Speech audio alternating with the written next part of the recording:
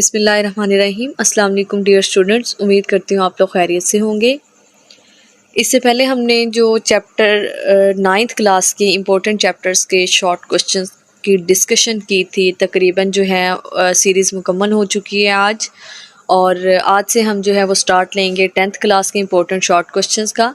आइए चलते हैं। हमारे पास जो सबसे पहला चैप्टर है chapter number 9 chemical equilibrium.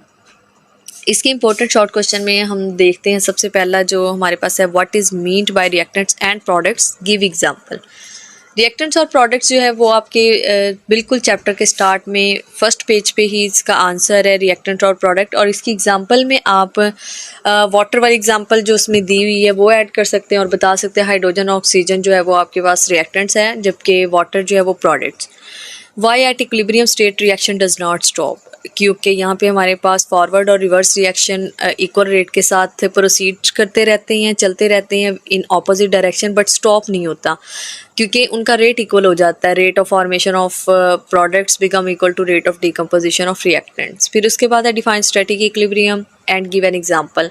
Static equilibrium वो इक्विलिब्रियम की दो टाइप्स होते हैं, एक स्टैटिक और एक डायनामिक। स्टैटिक इक्विलिब्रियम वो टाइप है, वो इक्विलिब्रियम है जिसमें रिएक्शन जो है वो प्रोसीड करना बंद कर दे, सीजेस टू प्रोसीड। तो स्टूडेंट यहाँ पे आपने ध्यान रखना है, जो आपने जो सीजेस की स्पेलिंग यहाँ पे इस्तेमाल करने हैं वो CEASES, सीजेस। बहुत से स्टूडेंट्स को मर्ज कर देते हैं काज के साथ। काज का मतलब जो है वो वजह होता है, जबकि सीजेस में बंद हो जाना, स्टॉप हो जाना, रुक जाना। And give an example. Example जो आपकी बुक के मुताबिक जो बिल्डिंग वाली एग्जाम्पल है, building remain standing rather than falling down, क्योंकि इस पे जो है तमाम फोर्सेस का सम 0 हो जाता है। Describe some properties of reversible reaction. Reversible reaction की प्रॉपर्टीज ये भी उसी पेज पे दी हुई है। रिवर्सिबल रिएक्शन को हम डबल एरो से शो करते हैं, और रिवर्सिबल यहाँ पे हम आपने याद रखना है, री का मतलब है कि products can recombine back into reactants में जो है वो कन्वर्ट हो सकते हैं वापस प्रोडक्ट्स। डबल एरो से शो करते हैं, और नेवर गोज टू कंप्लीशन, कभी भी ये कंप्लीशन की तरफ नहीं जाते, और यहाँ पे इक्विलिब्रियम जो है वो अटेन होता है हमें इन रिएक्शंस में। Why reversible reaction does not go to completion, reversible reaction completion की तरफ क्यों नहीं जाते? वही बात, क्योंकि यहाँ पे हमारे पास डायनेमिक इक्विलिब्रियम वाक़या होता है, यानी rate of forward become equal to rate of reverse reaction. और फिर उसके बाद जो रिएक्टेंट कंपोजिशन है वो भी सेम रहती है।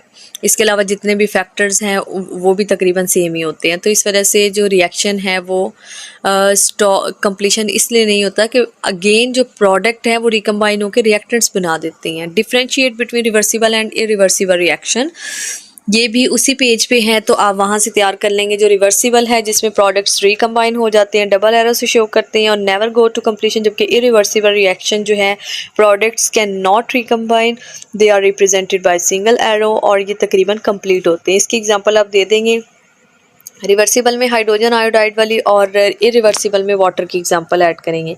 How dynamic equilibrium is establish, dynamic equilibrium कैसे एस्टैब्लिश होता है?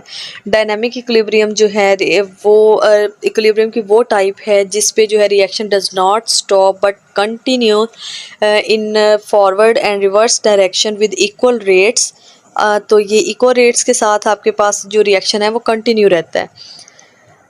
फिर उसके बाद है define chemical equilibrium state, also right its to possibilities. जो आपके पास केमिकल इक्विलिब्रियम स्टेट है वो यही है कि आपके पास जो रिएक्शन जो है वो कंटिन्यू रहता है, और जो रिएक्टेंट की कंपोजिशन है रिएक्शन मिक्सचर की वो भी सेम रहती है। फिर उसके बाद है define dynamic equilibrium and write its two macroscopic characteristic. Student इन सवालों को यहाँ मेंशन करने का मकसद, कुछ सवाल अगर मैं आंसर नहीं भी करती क्योंकि बाज़ आती होता है कुछ डाटा मिसिंग भी हो, तो आप लोगों को जस्ट ये क्वेश्चन मेंशन करने का मतलब ये है कि ये क्वेश्चन जो है वो बोर्ड में इस तर्ज से आए हैं, आप उन्हें उसी हवाले से केयरफुली अपनी बुक में देखें, अपनी की बुक्स में इसके आंसर तलाश करें, मगर इसको ध्यान से ज़रा देखें क्योंकि बाज़ का ऐसे होता है as it is question repeat हो रहा होता है। Define dynamic equilibrium and write its two macroscopic characteristic, इसको भी आप अपनी बुक से ही देखेंगे। जो यही है कि इक्विलिब्रियम को हम क्लोज सिस्टम में इसको अटेन करते हैं, और रेट ऑफ फॉरवर्ड और रिवर्स रिएक्शन वो इक्वल रहता है। Write two characteristic of forward and reverse reaction, ये भी एक टेबल की फॉर्म में आपको दिया हुआ है, वहाँ से आप इसका आंसर देख लेंगे। फॉरवर्ड जो है वो लेफ़्ट टू राइट चलता है और इसमें जो है आपके पास इनिशियली ये बहुत ज़्यादा फास्ट होता है और स्लोली जो है ये डिक्रीज़ होता रहता है। इसका जो रिवर्स है वो आप रिवर्स रिएक्शन में देखेंगे। Define forward and reverse reaction also give example, फिर से ये सवाल आ गया है तो आप इनको एक्सप्लेन कर देंगे कि फॉरवर्ड रिएक्शन वो है जिसमें रिएक्टेंट जो है वो मिल के प्रोडक्ट देते हैं, जबकि रिवर्स रिएक्शन जिसमें प्रोडक्ट्स जो है अगेन रिकम्बाइन होकर आपको रिएक्टेंट दे देते हैं। इसकी एग्जाम्पल आप कोई भी कर लें जो आपकी बुक में आपको आसान लगे। फिर उसके बाद है define law of mass action. Law of mass action की प्रॉपर डेफिनेशन गिवन है, आप देख लें कि rate of reaction is directly proportional to the product of active masses of the reacting substances. इस तरह से आप उस डेफिनेशन को अच्छे तरीके से देख लें। Describe relation of active mass with the rate of reaction. Guldberg के मुताबिक जो है एक्टिव मास और रेट ऑफ रिएक्शन में डायरेक्ट रिलेशन है। इस यहाँ पे आप अगेन इसकी डेफिनेशन मेंशन कर देंगे तो बेस्ट रहेगा। Define active mass, how it is represented. Active mass basically considered as molar concentration, हम मोलर कंसंट्रेशन को एक्टिव मास कहते हैं। फिर आप इसका यूनिट बता देंगे इसके आंसर में। मोल पर डीएम क्यूब है and how it is represented, it is represented by square bracket. बाज़ औक़ात आपके पास जो है डिफरेंस आ जाता है एक्टिव मास में और रेट ऑफ रिएक्शन में, तो रेट ऑफ रिएक्शन का आप अलग से लिखेंगे और उसके बाद जो है एक्टिव मास का अलग से आप एक्सप्लेन करेंगे। डिफाइन इक्विलिब्रियम स्टेट, ये दोबारा से फिर से वही सवाल आ गया है। और define equilibrium constant. Equilibrium constant जो है बेसिकली रेशियो होती है product of concentration of product raise to the power of coefficient to the जो product of concentration of reactant raise to the power of coefficient. इस तरह से आप इसे भी अपनी बुक से तैयार कर लेंगे। What is static equilibrium, give example also. फिर ये देखेंगे सवाल बड़ा इंपॉर्टेंट है और ये दूसरी दफ़ा रिपीट हो चुका है। Right equilibrium constant expression for, यहाँ पे आपने केसी एक्सप्रेशन लिखना है। केसी एक्सप्रेशन जो है वो प्रोडक्ट की कंसंट्रेशन डिवाइडेड बाय रिएक्टेंट की कंसंट्रेशन।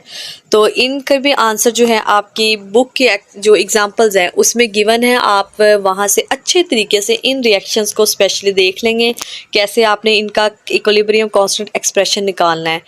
तो इक्विलिब्रियम कांस्टेंट एक्सप्रेशन जो है वो प्रोडक्ट की कंसंट्रेशन डिवाइडेड बाय रिएक्टेंट की कंसंट्रेशन के इक्वल होता है। What are the units of KC for these reaction, इन रिएक्शंस के आपने यूनिट बताने। केसी के लिए यूनिट, पहले रिएक्शन में जो ए वाला रिएक्शन है यहाँ पे इसका कोई यूनिट नहीं होगा क्योंकि यहाँ पे number of moles of reactants equal है number of moles of product के, तो यहाँ पे हमारे पास नो यूनिट आएगा। ये भी आपकी चैप्टर के एग्जाम्पल में ही गिवन है, इसे भी आप ध्यान से देख लेंगे। What is importance of equilibrium constant. Equilibrium constant की इंपॉर्टेंस जो है यही है कि हम जो है डायरेक्शन ऑफ रिएक्शन प्रिडिक्ट कर सकते हैं।